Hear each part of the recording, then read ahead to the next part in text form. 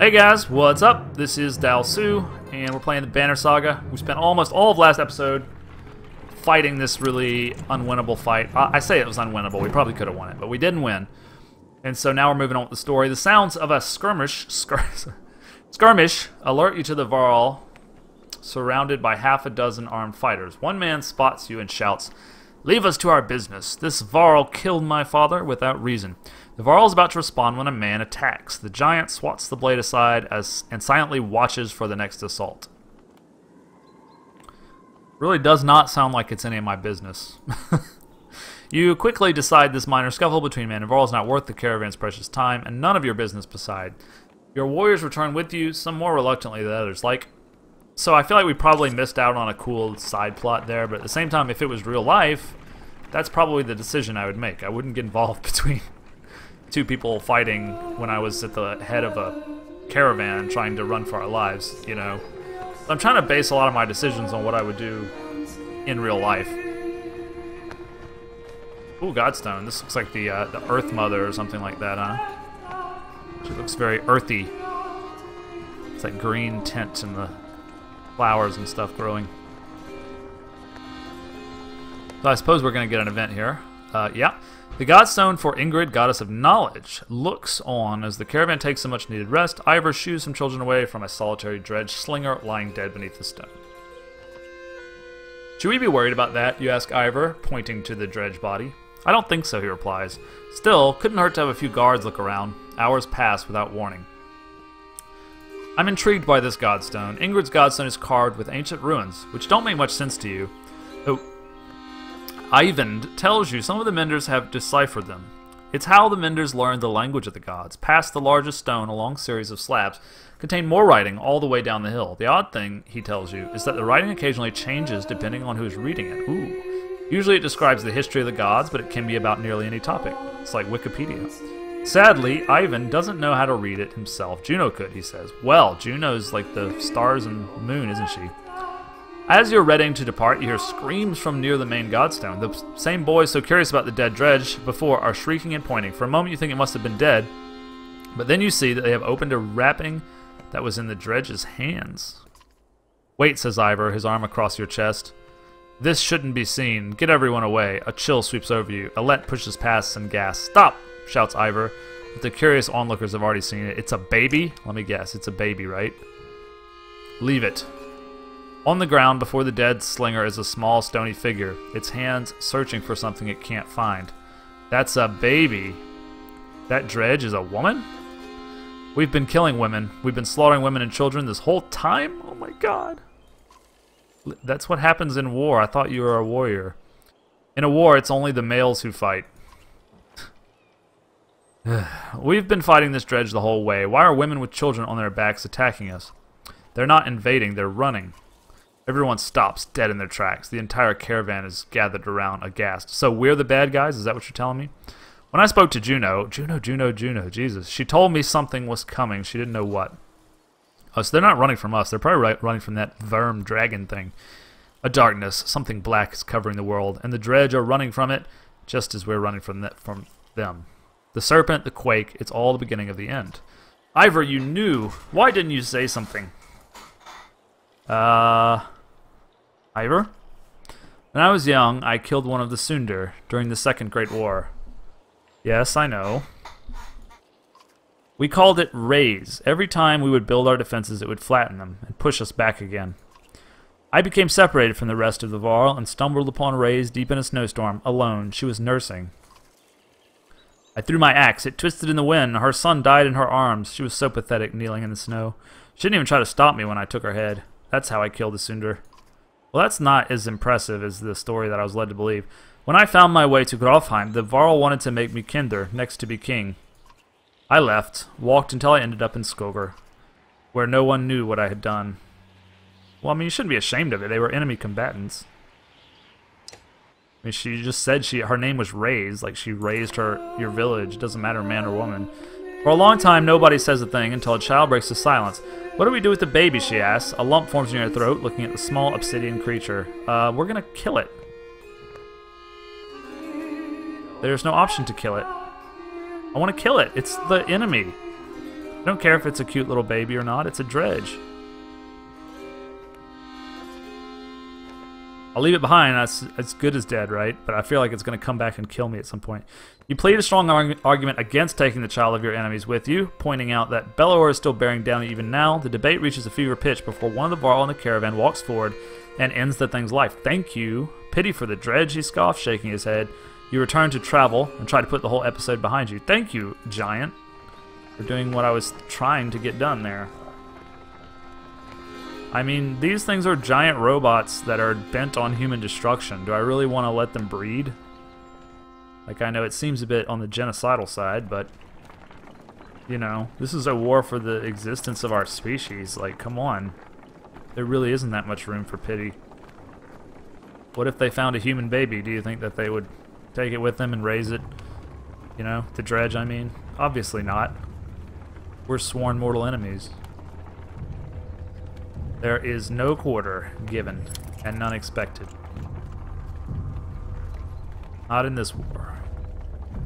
We need more renown, really. We have several characters who could be upgraded. A flurry of snowfall seems to come out of nowhere, and quickly thickens until you're unable to see the man in front of you. You shout out a complete halt, but the screaming winds drown out the sound. A day passes before the blizzard abates, and clansmen start to reappear from the snowdrifts. Okay. It quickly becomes apparent that not everyone is where you last saw them, and a quick search of the area is not enough to recover all the missing clansmen. Make a bonfire, search, move on. I'm gonna make a bonfire. It seems like a little unwise to like spread out and look for lost people in the snow, but a bonfire seems like a nice solution. Collect what you can for burning, you shout to everyone. We wait for the lost to find our beacon. Unfortunately, there is no significant amount of dry wood, and attempts to get a fire going are unsuccessful. Eventually you realize nobody else is coming and return to the trail. Okay. I didn't realize I could zoom in on the picture like this. I just realized that by accident. I was trying to scroll down on the text. Anyway, it looks like we're coming up to Sigarholm, which is where this woman is, who he's like obsessed, who the mage is obsessed with. So I guess we'll find out if she's all that in a bag of potato chips. As Sigarholm approaches, we fear the worst.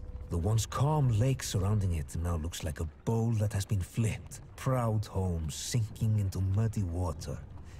A side effect of the quake. What has the rest of the world become on the other side of those mountains?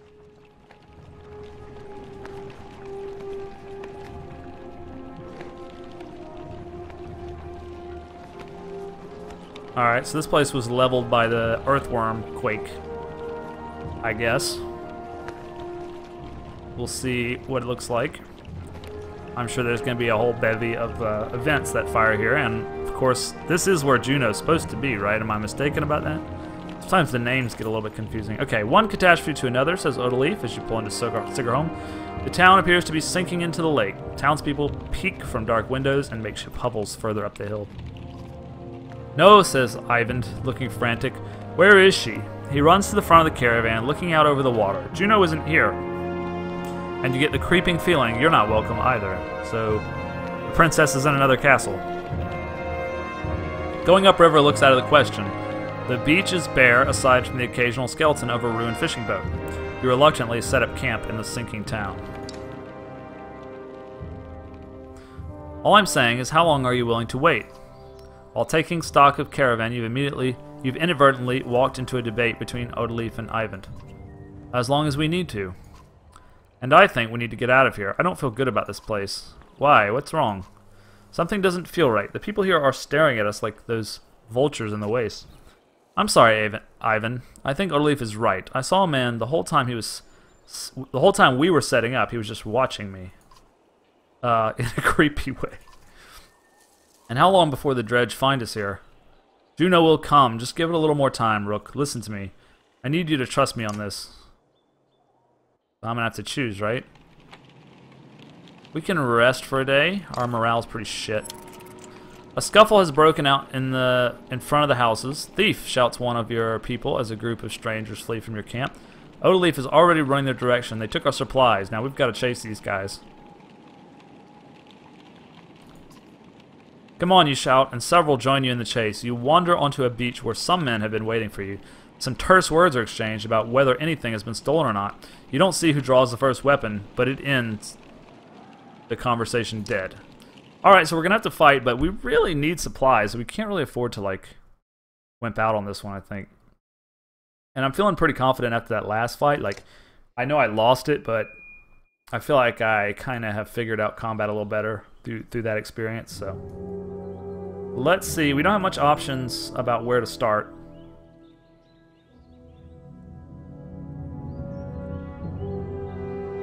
This is a lot easier than the last fight. A lot. Most of these guys are going to have bloody flail, right? No, they just have shield wall. Okay. Run through 2 spaces. 2 break to each unit in the way, plus normal strength damage. Yeah, I like the idea of sending the giant to dispatch her. He needs to be up front, like here. And you need to be back a little bit. And no, you go here. And the mage can be like here-ish. Alright, I'm ready. So these guys are going to go first, but they can't reach us. They will reach us soon, though. And then next is going to be this guy who can reach. He's 10-10. That's pretty strong. Then it's going to be Alette. Then it's going to be this guy. So I think we aim for this guy first with Rook. I don't want to get away from...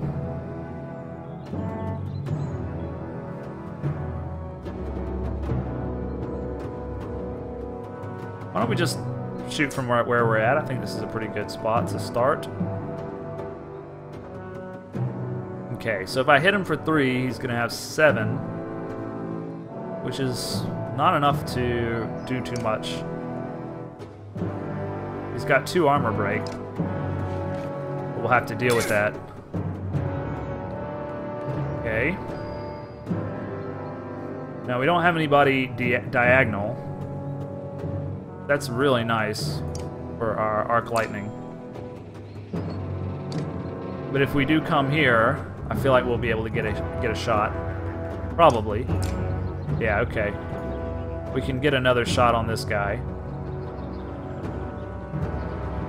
And I don't think we need to use our willpower yet.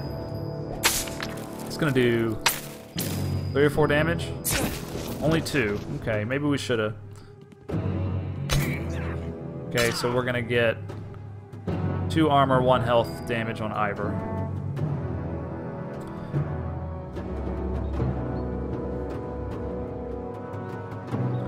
Next is gonna be this guy, right? And it's gonna be Odalif. Then it's gonna be her. Then it's gonna be him. We have an opportunity to kind of chew this group up a little bit, I think. So, to prepare for Odalif's attack, we have to be a little careful because we only have 7 life. This guy's got 9, so we especially want to avoid him. But we want to get this guy's armor down, I think. Let's start that. Okay, he's just going to run out into nowhere. My plan was to hit this guy, because I think he's kind of next. Yeah.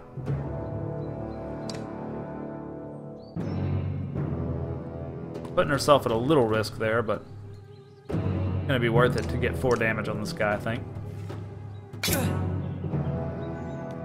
Okay, now we're going to get shot, probably. Going to go after Odalif, huh? And deflected. Next is going to be this guy. Can we kill this guy? Is it possible? No. 5 damage. Yeah, it is possible. Put us in range of this guy, but who cares?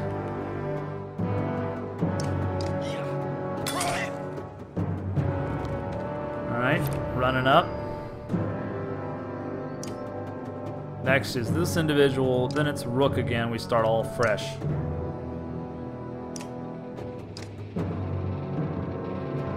Gonna be this guy.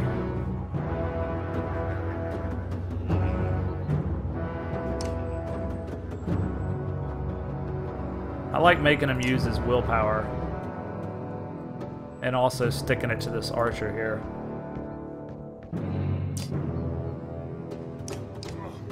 And also getting away from these guys. Seems like the right move. Okay, Rook. This guy's next, so why don't you do your magic on him? Make him less of a threat, please. Sounds good. I have some diagonal people here. That would be really lovely to be able to get a shock onto him. That does mean that I'm going to be able to be targeted though, and I only have 6 armor, so let's not go over there. Because this guy could wreck me.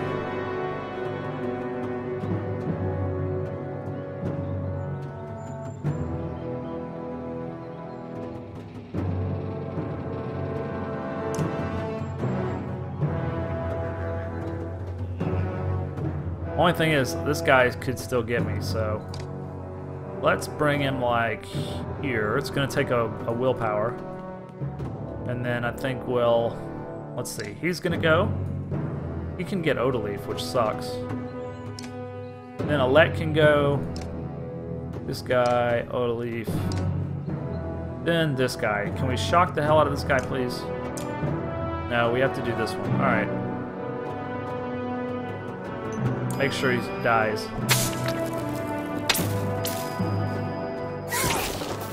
Good, good.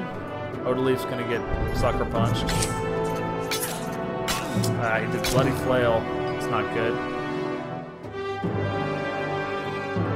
Alright, well, I don't think we should necessarily start on him. Although, yeah, we probably should, really. Move her back a little bit, start on his armor. 3 damage is legit.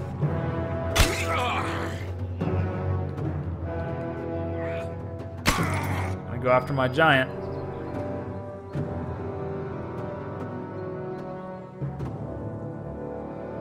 Odaleaf, you really suck.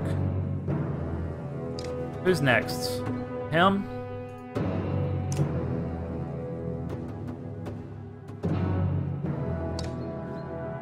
Let's go here, and then drop one of these, and maybe that'll catch him. Go after the giant now.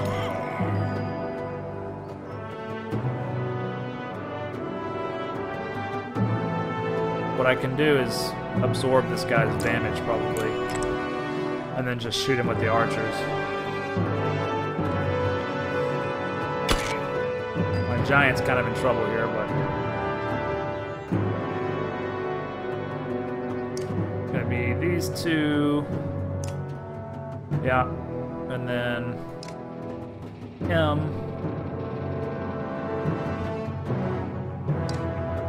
I'm gonna sort of run away to. Let's get a punch in on this archer here, I think. Go ahead and get her out of business. All right. Then it's gonna be you. Then it's gonna be you. I mean, Odaleaf can get 5 damage on this guy, so. No, this is Rook actually. Never mind.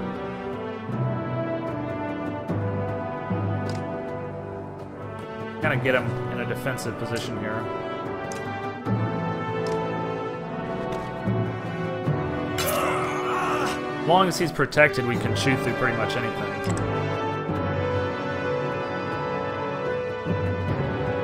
These guys are diagonal. That's a mistake.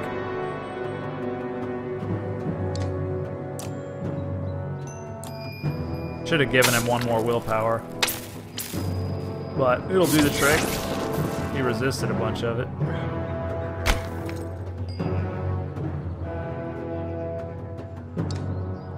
Alright, these guys are going to be next.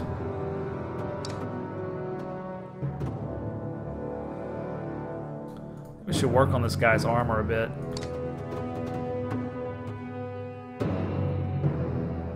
That's too close.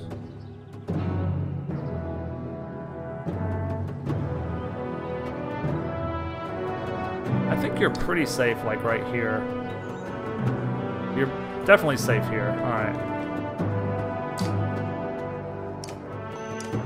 Get this guy's armor down a bit. Giant's gonna start to take damage here. Damn, that was a lot.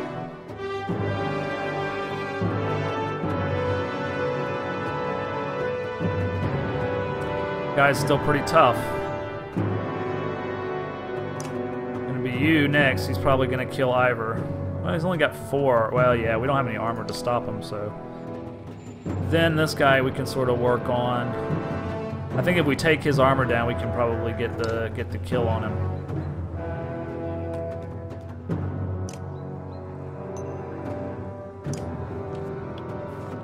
Why is it red? I don't know. Alright, my giant's dying. But now I can kill this guy.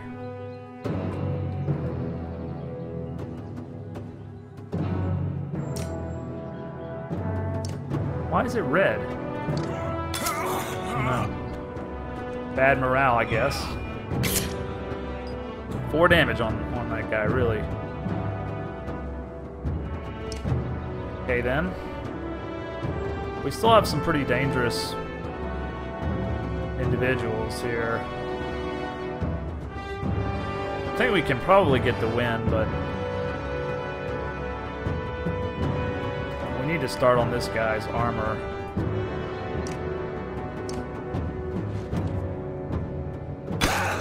Might not have been the best move, but Odaleaf will probably die. But look, good news is we can execute a masterful shock on these guys. We also have Mend, by the way, but I think this is the best move here. Gonna do a lot of damage. Yep.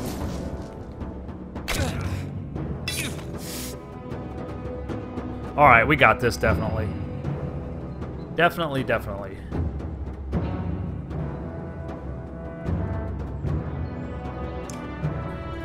Better take this guy's armor down. He's the last kind of threat to us. You know, with seven armor, I'm going to feel a lot better about that.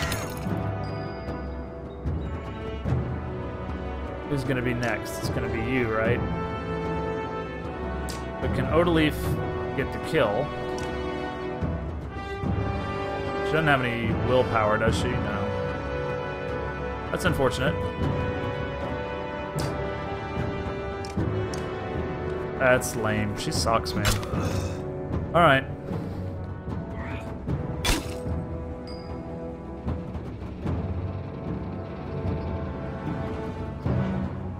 So, we've got this guy next, huh?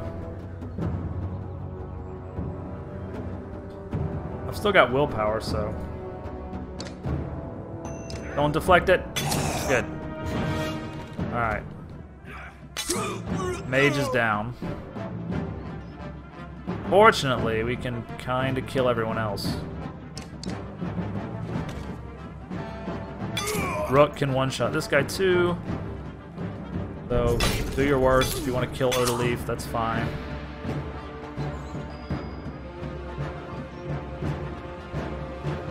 Gonna lower some armor here, I think.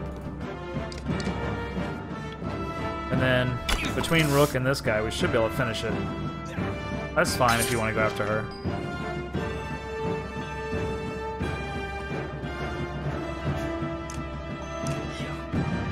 Alright, we got this now. I mean, we're going to take heavy losses, obviously, but we got the pillage going for us now, so. That was a close fight, man.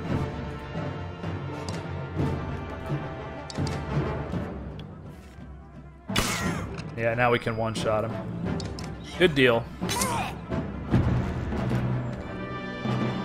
That was a rough fight, but I think I played it well.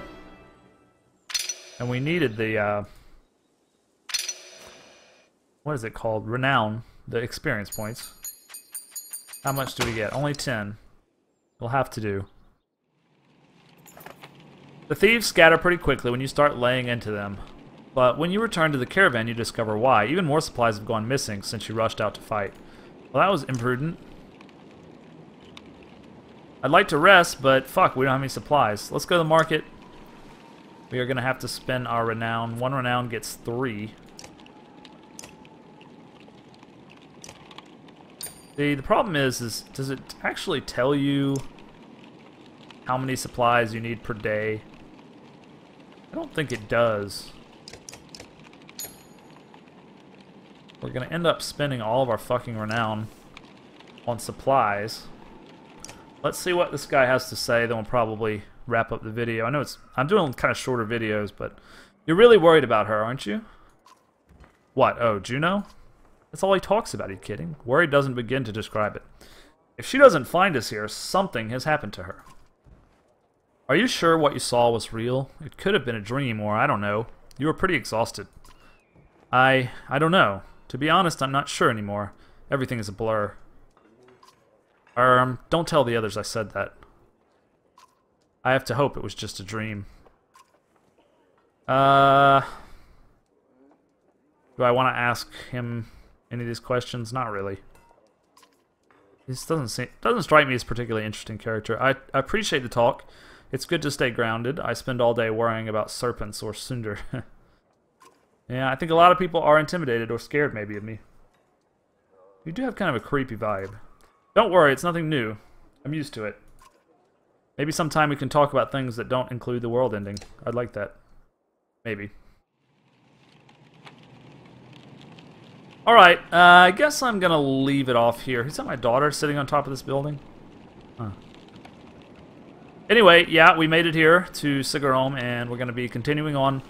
I think we're kind of, sort of, close to the end. According to a website, it only takes 10 hours to play, but we're a little bit over 10 hours of playtime now, so I don't know. Maybe I'm taking it, you know, I play games kind of slow compared to other people. But anyway, guys, thank you so much for watching, and I will see you on the next episode. Cheers.